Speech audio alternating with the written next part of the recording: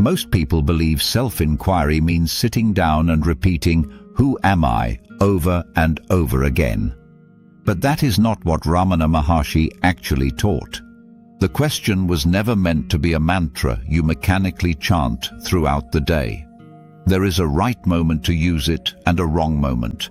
And once you understand the difference, your entire practice changes. Here is the mistake almost everyone makes. You sit down, close your eyes, and begin asking, "Who am I? Who am I? Who am I?" And what happens? The mind gets busier. It starts searching for an answer.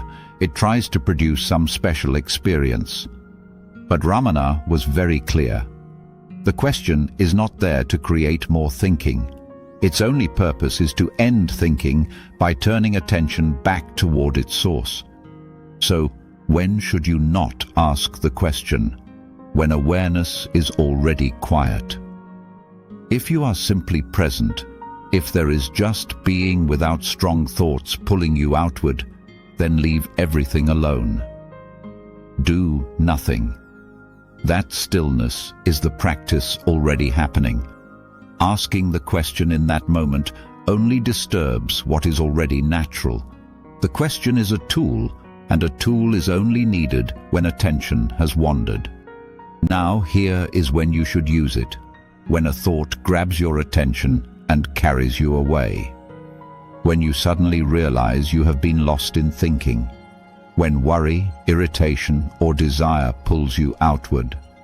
That is the moment inquiry is meant for. You gently ask, "To whom has this thought come?" The honest answer is always, "To me." Then you ask, "Who am I?" But here is the important part. You do not try to answer with words. You do not analyze. You turn attention toward the feeling of me. Not the story, not the name, not the body, just the bare sense of existing. Then you stop and rest there. That is the practice. There should be no forcing and no tension. If strain appears, the mind has taken over and turned inquiry into effort. Real self-inquiry is not strain, it is a quiet return. Over time, you may notice something subtle. The question becomes less necessary. The moment a thought appears, attention naturally turns back to its source without words. What began as a deliberate movement becomes a natural resting as the sense of I. So remember this clearly. Do not repeat the question constantly. Do not turn self-inquiry into mental repetition.